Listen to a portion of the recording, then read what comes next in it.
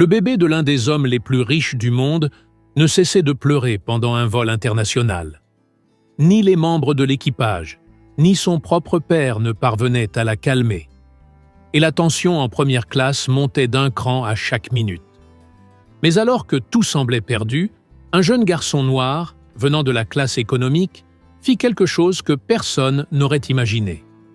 Ce qu'il fit ne réduisit pas seulement l'avion entier au silence. Cela changea 2 vies à jamais. Mais avant de commencer cette histoire, dites-nous en commentaire d'où vous regardez cette vidéo. C'est toujours incroyable de voir jusqu'où nos histoires voyagent. L'avion traversait l'Atlantique à 10 000 mètres d'altitude quand les pleurs commencèrent. Pas de simples pleurs. Ce genre de cri qui traverse les murs, qui force tout le monde à interrompre ce qu'il fait pour chercher d'où vient le bruit. William Hawthorne tentait de calmer sa fille Olivia. Son costume à $3 000 était froissé, sa cravate pendait d'une poche de veste laissée sur son siège. Des gouttes de sueur perlaient sur son front, tandis qu'il berçait sa fille d'un côté, puis de l'autre, essayant tout ce qui pouvait marcher. « Chut, tout va bien, ma chérie.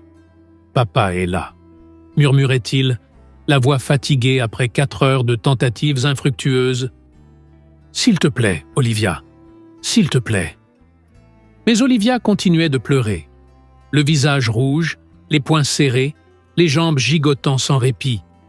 Elle n'avait que 8 mois et William ne comprenait pas ce qui n'allait pas. Il lui avait donné le biberon, changé sa couche 3 fois, fredonné toutes les berceuses dont il se souvenait. Rien n'y faisait.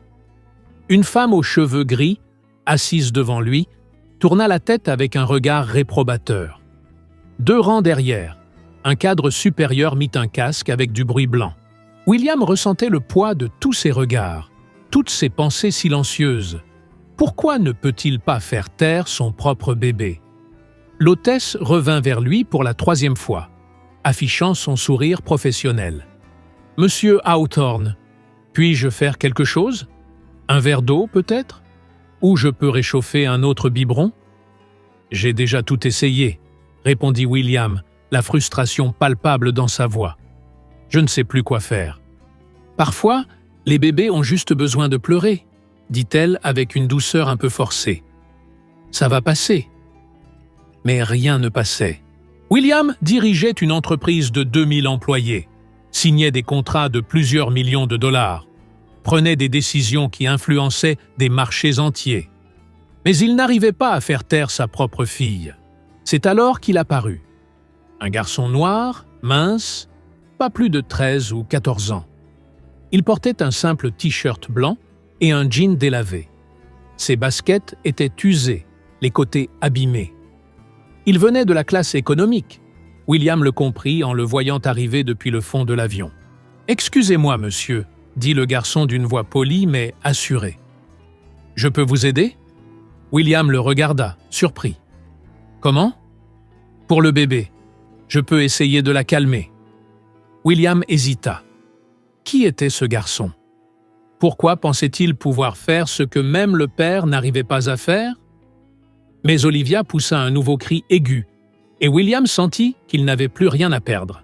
« D'accord, mais fais attention à sa tête. » Le garçon prit Olivia avec une douceur surprenante, posant sa tête avec précaution dans le creux de son bras gauche.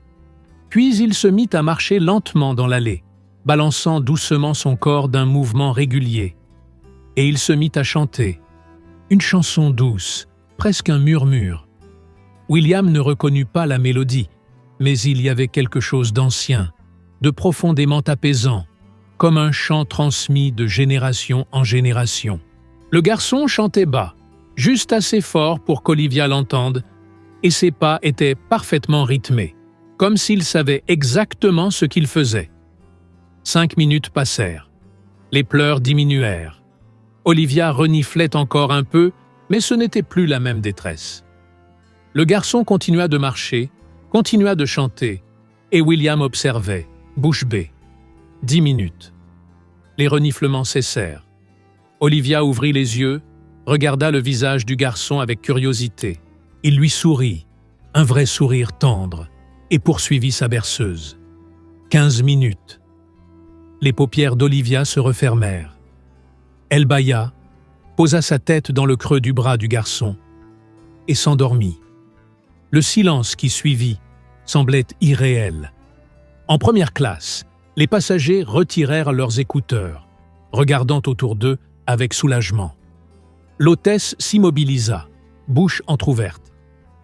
William récupéra sa fille comme s'il portait du cristal, la déposa dans le petit berceau de voyage, à côté du siège, et la couvrit avec sa petite couverture rose. Olivia soupira dans son sommeil, mais ne se réveilla pas. Quand William se retourna, le garçon s'éloignait déjà vers la classe économique. « Attends » l'appela William à voix basse. « Comment tu as fait ça ?» Le garçon haussa les épaules. « Ma mère dit toujours que les bébés ont besoin de 3 choses, du rythme, de la chaleur et d'une voix en qui ils peuvent avoir confiance. J'ai juste fait ce qu'elle m'a appris. »« Comment tu t'appelles ?»« Jaylen. Jaylen Thompson. »« William Hawthorne. » Il lui tendit la main que Jaylen serra fermement. « Merci beaucoup, Jaylen. Tu ne peux pas savoir à quel point ça compte pour moi. »« De rien, monsieur. Je suis content que ça ait marché. »« Tu vas à Londres tout seul ?» Jaylen secoua la tête. « Pas vraiment. Je représente mon école à une compétition de physique. C'est une olympiade internationale. Mes profs ont réussi à réunir l'argent pour le billet et l'hébergement. » William haussa les sourcils. « Une olympiade de physique ? À 13 ans ? » « 14, corrigea Jaylen avec un petit sourire. « Je fête mon anniversaire le mois prochain. » William hésita, puis sortit son portefeuille et en tira plusieurs billets de $100. « Tiens, pour tes dépenses à Londres. » Jaylen regarda l'argent et fit un pas en arrière. « Ce n'est pas nécessaire, monsieur. J'ai aidé parce que je voulais aider. »« Je sais, mais je tiens à ce que tu acceptes. Tu m'as sorti d'une situation impossible. Merci pour votre générosité, mais je ne peux pas accepter. » Jaylen sourit poliment. « Mais si vous voulez vraiment m'aider, vous pouvez croiser les doigts pour moi pendant la compétition. » Avant que William ne puisse répondre, Jaylen avait déjà disparu dans la classe économique. William resta là, les billets encore en main, regardant l'endroit où le garçon avait disparu. Puis il regarda Olivia, toujours paisiblement endormie, et ressentit quelque chose qu'il n'avait pas ressenti depuis longtemps. Une véritable curiosité pour quelqu'un d'autre. Qui était ce garçon? D'où venait-il? Et comment pouvait-il, à son âge, posséder une telle sagesse? William retourna à son siège, mais il savait déjà qu'il ne fermerait pas l'œil. Sa tête bouillonnait de questions, et au fond de lui, il en était certain. Ce n'était pas la dernière fois qu'il croisait la route de Jaylen Thompson. 3 heures plus tard, alors que l'avion entamait sa descente vers Londres, William pensait encore au garçon. Olivia s'était réveillée une fois, mais s'était rendormie facilement après avoir pris son biberon. Le vol était désormais calme, le ciel s'éclaircissant avec les premières lueurs du matin britannique. William ne put s'empêcher d'agir. Il se leva, franchit le rideau qui séparait la première classe de la classe économique et commença à chercher Jaylen. Il le trouva 3 rangs plus loin, assis côté hublot, plongé dans la lecture d'un épais livre sur la mécanique quantique. La couverture était usée, les pages annotées de post-it colorés. « Je peux m'asseoir » demanda William en désignant le siège vide à côté du garçon. Jaylen leva les yeux, surpris. « Bien sûr, monsieur Hawthorne. » William s'installa tant bien que mal sur le siège étroit de la classe économique, bien loin du confort de la première. « Tu peux m'appeler William. »« D'accord, monsieur William, » répondit Jaylen avec un sourire timide. « Juste William. » Il désigna le livre. « Tu lis ça pour la compétition ?»« Pas exactement. La compétition porte plutôt sur des problèmes pratiques, des expériences et de la théorie appliquée. Mais j'aime bien comprendre les bases. Ça m'aide à voir pourquoi les choses fonctionnent comme elles fonctionnent. » William hocha la tête, impressionné.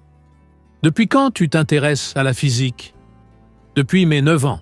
Mon prof de sciences, M. Martinez, a remarqué que j'avais de la facilité avec les chiffres et la logique. Il a commencé à me prêter des livres, à m'enseigner après les cours. Il m'a dit que j'avais du potentiel. Et ta famille, elle te soutient? Jaylen resta silencieux un instant, regardant par le hublot. Ma mère est morte quand j'avais 7 ans. Un cancer. On n'avait pas l'argent pour un traitement approprié. Et quand on a enfin eu de l'aide, c'était trop tard. Il inspira profondément. Mon père cumule 2 boulots. Agent de sécurité la nuit, homme de ménage le jour. On ne se voit presque pas. Mais il me dit toujours qu'il est fier de moi. Que je vais réussir. William sentit une boule dans la gorge. Je suis désolé pour ta mère. Merci. C'est elle qui m'a appris à m'occuper des bébés. Je l'aidais avec mes petits cousins quand elle était malade. Je crois que c'est pour ça que j'ai réussi à calmer votre fille. Tu vis où? Dans le sud de Denver. Ce n'est pas le meilleur quartier, mais c'est ce qu'on peut se permettre. Mon père partage un petit appartement avec mon oncle et ma grand-mère. Je dors sur le canapé, mais ça va. J'ai un coin pour étudier à la bibliothèque du lycée. William resta silencieux, absorbant toutes ces informations. Il avait grandi dans le confort, étudié dans les meilleures écoles, n'avait jamais eu à se demander d'où viendrait son prochain repas. Et devant lui se trouvait un garçon qui avait perdu sa mère, vivait sur un canapé, lisait de la mécanique quantique pour le plaisir et s'apprêtait à représenter son pays dans une compétition internationale. « Comment tu as obtenu ta place à l'Olympiade ?» demanda William. « J'ai gagné la compétition de l'État, puis celle de la région. La nationale, c'était plus dur, mais j'ai fini 2e. Les 3 premiers ont été sélectionnés pour l'international. » Jaylen sourit, un sourire où perçait une certaine fatigue. « Mon école n'avait pas les moyens de nous envoyer. Alors M. Martinez a organisé une collecte dans le quartier. Les voisins ont donné ce qu'ils pouvaient. Tout le monde a contribué un peu. Quelque chose bougea en William, une émotion qu'il ne parvenait pas à nommer. Il croit en toi. Oui, et je ne peux pas les décevoir. C'est ma chance de montrer qu'un garçon comme moi peut rivaliser avec les meilleurs. Que peu importe d'où on vient, ce qui compte, c'est où on veut aller. » Le signal pour attacher les ceintures retentit. William regarda Jaylen, puis prit une décision. « Jaylen, j'ai une proposition pour toi. »« Une proposition ? Je reste à Londres pendant 1 semaine. J'ai des réunions, des dîners d'affaires, des présentations. Et je suis seul avec Olivia. Sa nounou est tombée malade et n'a pas pu voyager. » William prit une inspiration. « Tu m'aiderais à t'en occuper ? Pas tout le temps, juste pendant mes rendez-vous. Quelques heures par jour. Et je te paierai bien. » « Très bien. » Jaylen fronça les sourcils. « Mais j'ai la compétition. 3 jours d'épreuve, plus les entraînements. »« Je sais. Et ça passe en priorité, évidemment. Mais en dehors de ça, pendant les pauses, tu pourrais m'aider. Et en échange, en plus de la rémunération, je couvre toutes tes dépenses à Londres. Repas, transport, tout ce dont tu as besoin. Et je t'offre 5 000 $. Les yeux de Jaylen s'écarquillèrent. 5 000 $? Tu m'as sauvé la vie là-haut. Et plus encore, tu as épargné ma fille de longues heures de souffrance. Pour moi, ça vaut bien plus que de l'argent. » Jaylen resta silencieux, manifestement en pleine réflexion. William voyait bien le conflit intérieur. Le garçon voulait aider, mais il avait sa fierté. Il ne voulait pas avoir l'air d'accepter une aumône. « Ce n'est pas de la charité, » dit William, comme s'il lisait dans ses pensées. « C'est un vrai travail. J'ai besoin d'aide, et tu as montré que tu es doué pour ça. En plus, ce serait un immense service. Et si je n'y arrive pas, si Olivia pleure encore et que je ne parviens pas à la calmer, alors on essaiera autre chose. Mais j'ai confiance en toi, Jaylen. J'ai vu comment tu t'y es pris. Tu as quelque chose qu'on n'apprend pas dans les livres. » L'avion atterrit en douceur. La lumière du matin londonien filtrait par les hublots. Jaylen regarda son livre, puis William, et enfin hocha la tête. « D'accord, j'accepte. Mais à une condition. Laquelle? Si, à un moment, vous sentez que je n'aide pas vraiment, ou que ça dérange votre fille, vous me dites « sans gêne » et je vous rends l'argent. William tendit la main. Marché conclu. Ils se serrèrent la main, et William eut la sensation qu'il venait de faire bien plus qu'engager quelqu'un pour l'aider avec Olivia. Il venait de lancer quelque chose qui allait changer deux vies, même s'il ne savait pas encore comment. À la sortie de l'avion, William donna à Jaylen l'adresse de l'hôtel et son numéro de téléphone. « On se retrouve demain matin. Repose-toi aujourd'hui. Prépare-toi pour la compétition. » « Et Jaylen? »« Oui? » ?»« Bonne chance. Montre au monde ce dont tu es capable. Je ferai de mon mieux. » Et William n'en doutait pas une seule seconde. La compétition se tenait à l'Imperial College London, un bâtiment majestueux en pierre claire aux immenses fenêtres. Jaylen y arriva dès le premier jour, un vieux sac à dos sur les épaules, le cœur battant à tout rompre. Autour de lui, des dizaines de jeunes venus des quatre coins du monde discutaient dans des langues différentes, tous arborant des badges colorés avec le nom du pays qu'ils représentaient. William l'avait accompagné, Olivia dans sa poussette. « Tu es prêt ?» demanda-t-il. « Je crois, » répondit Jaylen, la voix un peu tremblante. « Tu vas tout déchirer. Tu te souviens de ce que je t'ai dit hier ? Que je ne suis pas ici que pour moi. » « Exactement. Tu portes les espoirs de tous ceux qui ont cru en toi.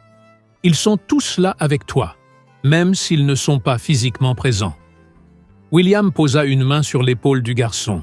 « Et moi aussi, je crois en toi. » Jaylen hocha la tête, inspira profondément et entra dans le bâtiment.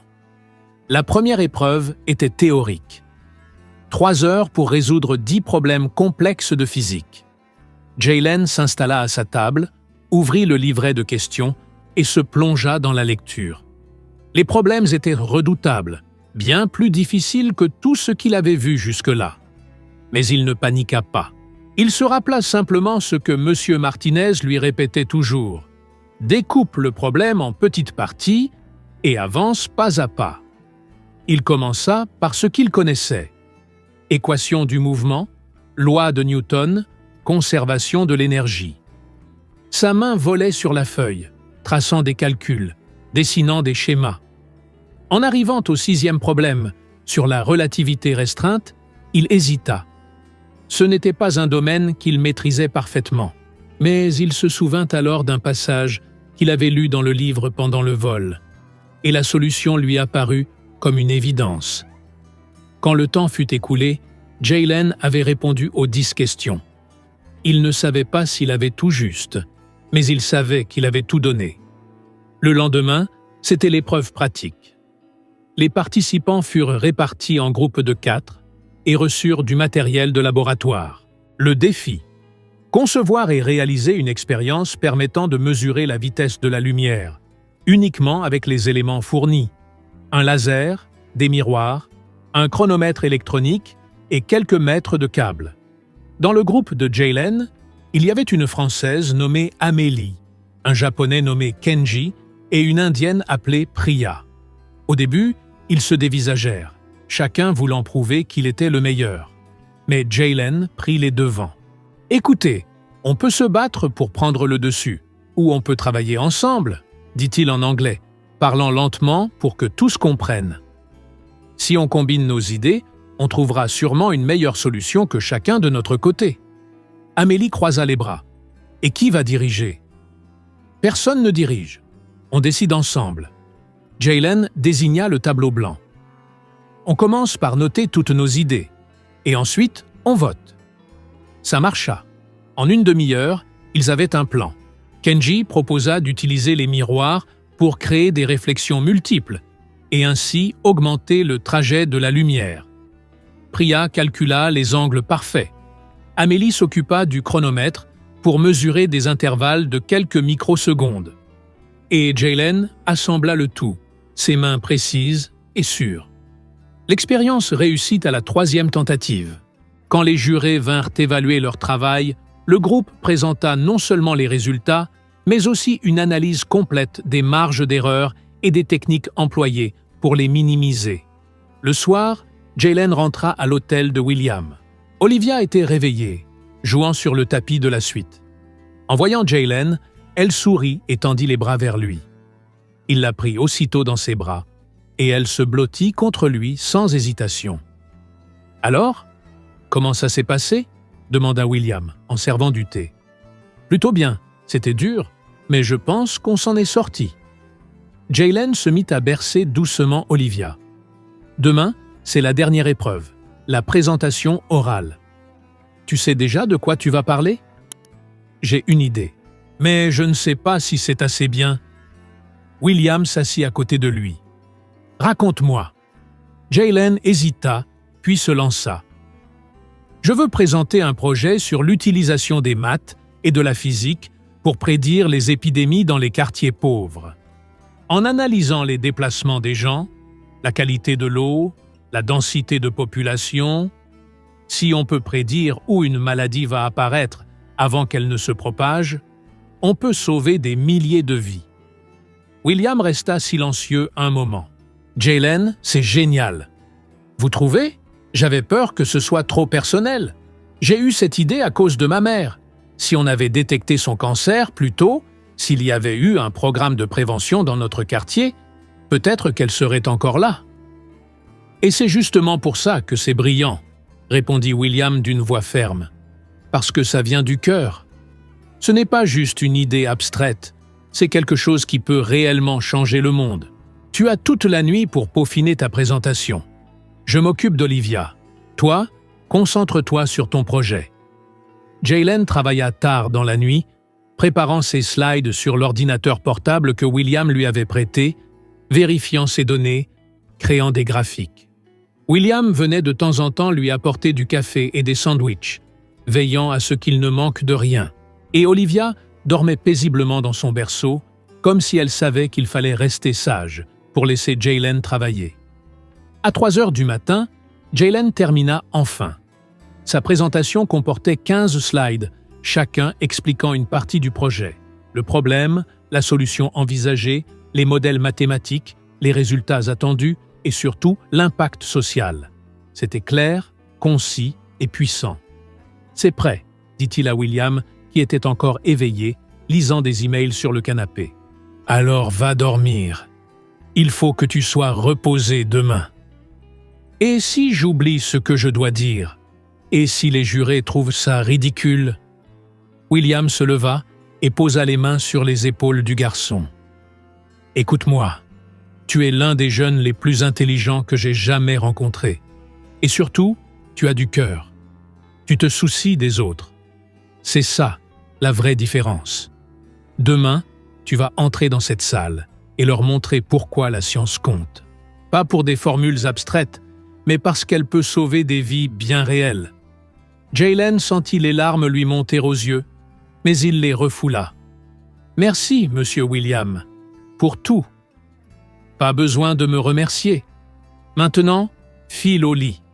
Demain, ce sera un grand jour. » La salle de présentation était comble.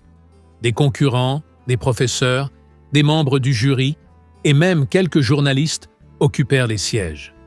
Jaylen passait en 15e, ce qui signifiait qu'il devait attendre près de 3 heures avant son tour.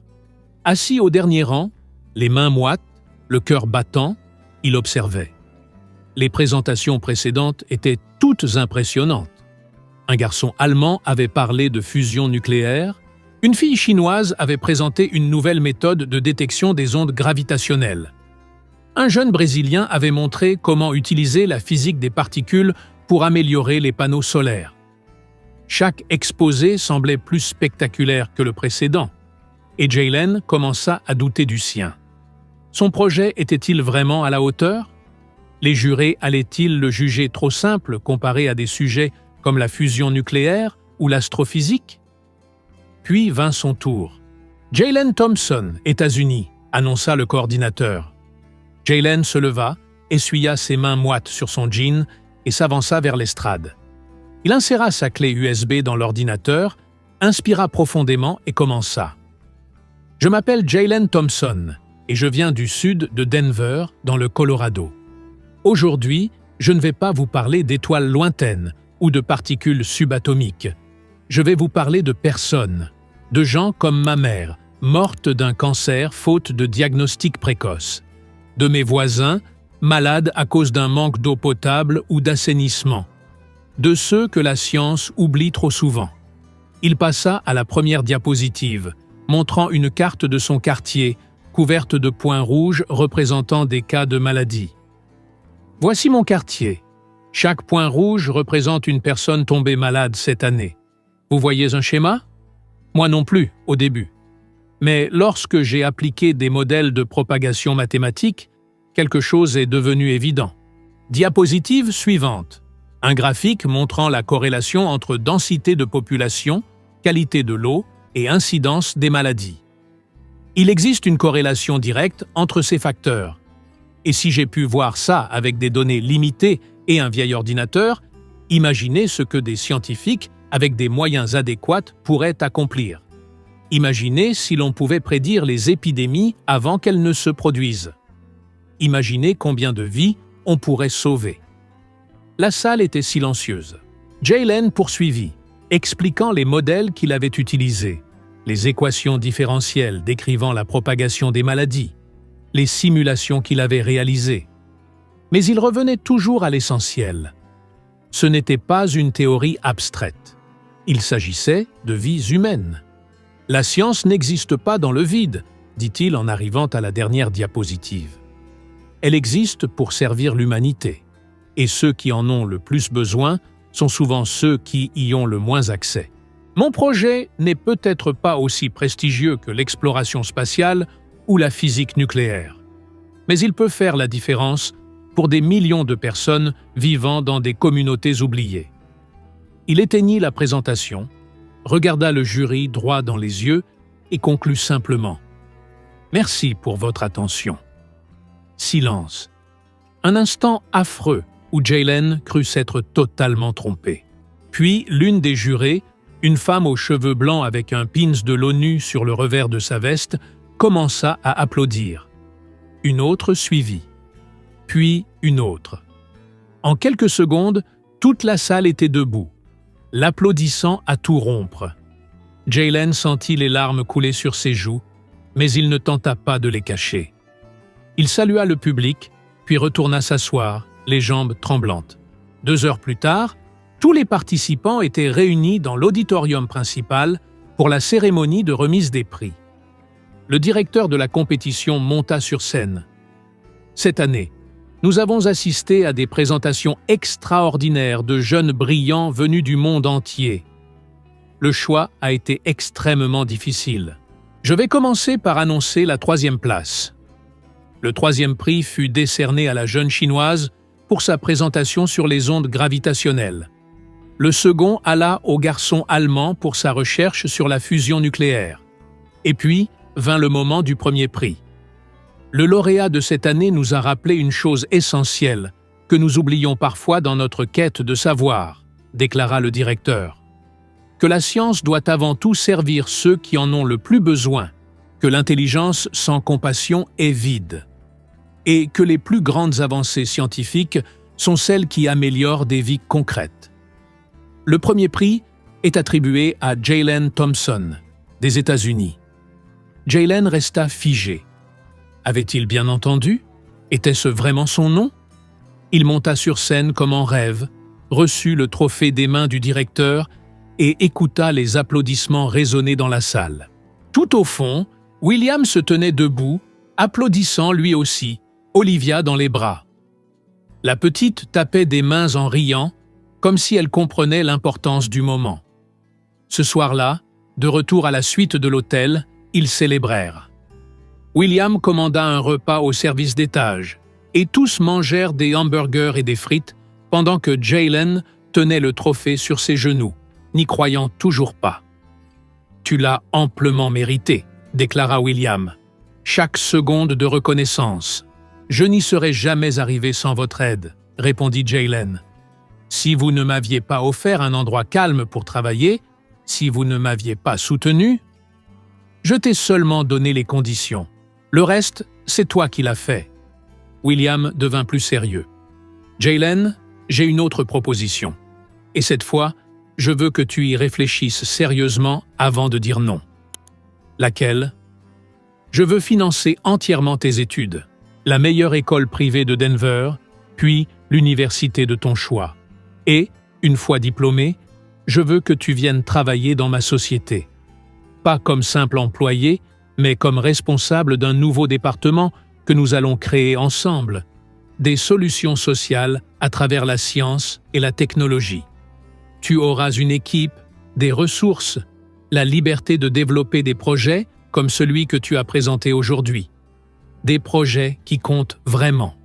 Jaylen ouvrit la bouche, la referma, puis l'ouvrit à nouveau. Monsieur William, c'est trop. Trop d'argent, trop de responsabilités. Ce n'est pas trop. C'est exactement ce que tu mérites. Et plus encore, c'est ce dont le monde a besoin.